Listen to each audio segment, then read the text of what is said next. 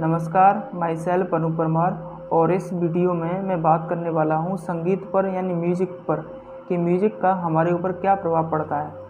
तो म्यूज़िक जो होता है उसकी अपनी एक अलग फ्रीक्वेंसी होती है और इस टाइम जो स्टैंडर्ड फ्रीक्वेंसी चलती है म्यूज़िक की वो होती है 440 हर्ट्ज़ की। और मैं इस वीडियो में बात करने वाला हूँ 528 हर्ट्ज़ की फ्रीक्वेंसी जो है उसका हमारे ऊपर क्या प्रभाव पड़ता है। तो अगर हम अपने आप को 528 हर्ट्ज़ फ्रीक्वेंसी को सुनाते हैं तो इससे हमारे एंडोक्राइन सिस्टम पर और नर्वस सिस्टम पर काफ़ी पॉजिटिव इफ़ेक्ट पड़ता है। और इसका जो इफ़ेक्ट है मेनली वो होता है स्ट्रेस रिड्यूसिंग इफ़ेक्ट। और 528 हर्ट्ज़ की फ्रीक्वेंसी को एक हीलिंग म्यूजिक भी कहा जाता है। हीलिंग म्यूजिक का मतलब होता है कि अगर आप इसे सुनते हैं तो शरीर अपने आप को सही करने में जो होता है अच्छी तरीके से एबल हो जाता है। तो ये जो कुछ मैं बता रहा हूँ ये एक रिसर्च बेस्ड है। एक रिसर्च पेपर पब्लिश हुआ था, उसका नाम है effect of music on endocrine system and autonomic nervous system. और इसमें जो एक्सपेरिमेंट किया गया वो एक्सपेरिमेंट था 528 हर्ट्ज़ की फ्रीक्वेंसी और 440 हर्ट्ज़ फ्रीक्वेंसी जो कि स्टैंडर्ड म्यूजिक फ्रीक्वेंसी होती है, इन दोनों का कंपेरिजन किया गया था। तो जब जो वहाँ पर जो क्या कहते हैं वॉलंटियर लिए गए थे, जब उन्हें 528 हर्ट्ज़ की कंडीशन दी गई तो उनके शरीर में कोर्टिसोल हार्मोन का लेवल कम हो गया था, सीजीए हार्मोन का लेवल कम हो गया था और ऑक्सीटोसिन का लेवल बढ़ गया था। ये जो पहले जो दो हार्मोन मैंने बताए कोर्टिसोल और सीजीए, ये दोनों हार्मोन होते हैं स्ट्रेस हार्मोन। जब शरीर में ये हार्मोन प्रोड्यूस होते हैं तो हम अपने आप को तनाव में महसूस करते हैं और हमारे जो ब्रेन की एबिलिटी होती है फंक्शन करने की वो रिड्यूस हो जाती है। और जो ऑक्सीटोसिन हार्मोन होता है वो एक हैप्पी हार्मोन होता है, हमें अच्छा महसूस कराता है।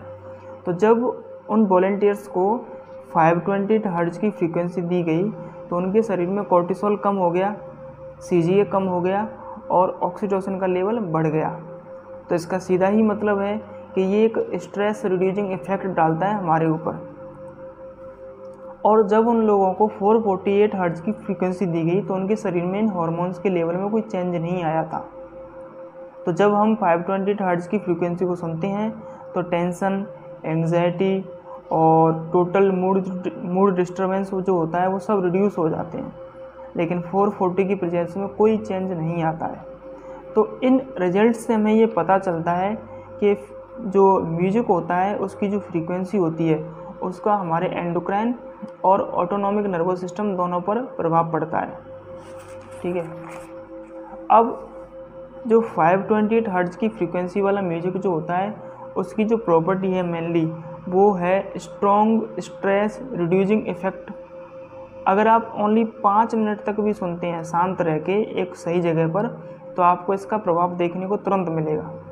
और एक और बात है कि जो हाई फ्रीक्वेंसी वाले जो म्यूज़िक होते हैं, हाई फ्रीक्वेंसी का मतलब होता है कि उनकी जो वाइब्रेशन है वो पर सेकंड काफ़ी ज़्यादा होती है बजाय नॉर्मल के। हाई फ्रीक्वेंसी का मतलब ये नहीं होता है कि आप तेज़ आवाज़ में साउंड को सुन रहे हैं, म्यूज़िक को सुन रहे हैं। जब हाई फ्रीक्वेंसी की साउंड किसी को दी जाती है तो शरीर में डोपामाइन बढ़ जाता है, वो भी एक हैप्पी हार्मोन होता है। और जो सिंपैथेटिक नर्वस सिस्टम का जो वर्क होता है वो रिड्यूस होने लग जाता है। इससे हमें काफ़ी अच्छा फील होता है और शरीर का जो वो स्ट्रेस होता है वो कम होने लग जाता है। तो टोटल बात ये है कि आप किस फ्रीक्वेंसी का म्यूजिक सुनते हैं, इससे आपके शरीर पर उसी तरह का प्रभाव पड़ता है। तो ये बातें तो थी रिसर्च बेस्ड।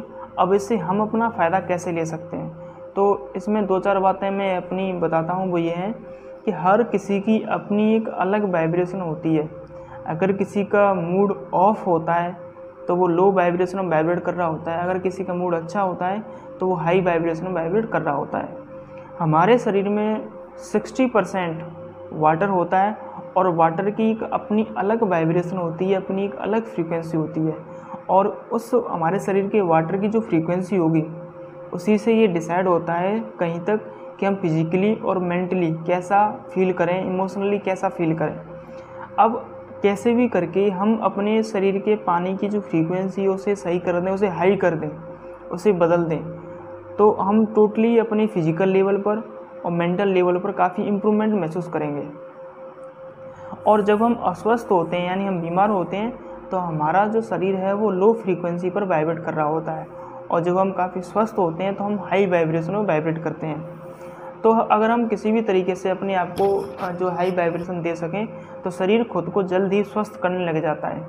इसीलिए 528 हर्ट्ज़ की फ्रीक्वेंसी को हीलिंग फ्रीक्वेंसी या हीलिंग म्यूजिक कहा जाता है।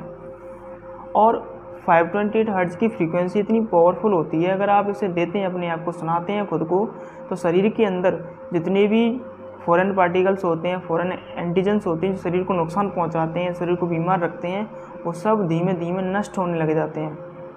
और यहाँ तक कहा जाता है कि डीएनए भी इम्प्रूव होने लग जाता है इस फ्रीक्वेंसी को सुनते सुनते। यही बात शब्दों के साथ भी होती है, वर्ड्स के साथ भी होती है। जो पॉजिटिव वर्ड्स होते हैं, जैसे कि जो है अगर आप कहें कि मैं स्वस्थ हूँ या मैं अपने आप को अच्छा फील करता हूँ, तो ये जो पॉजिटिव सेंटेंस होते हैं, पॉजिटिव वर्ड्स होते हैं, इनकी जो फ्रीक्वेंसी होती है काफ़ी हाई होती है। और जो नेगेटिव वर्ड्स होते हैं, जैसे कि मैं बीमार हूँ, अगर आप ये सेंटेंस कहते हैं तो इनकी जो वाइब्रेशन है वो काफ़ी लो होती है। तो आप अपने आप से किस तरह के शब्द कहते रहते हैं, उसी तरह की फ्रीक्वेंसी हमारे अंदर जनरेट होती है और फिर हमें वही रिजल्ट मिलते हैं। अगर आप लगातार इसी चीज़ को कहते रहें कि मैं बीमार हूँ, तो धीमे धीमे अगर ये लंबा किस्सा है तो आपको ये रिजल्ट मिलने लग जाए किसी न किसी बीमारी के रूप में। अगर हम अपने आप को पॉजिटिव रखना चाहते हैं तो हमें पॉजिटिव सेंटेंस देने होंगे खुद को।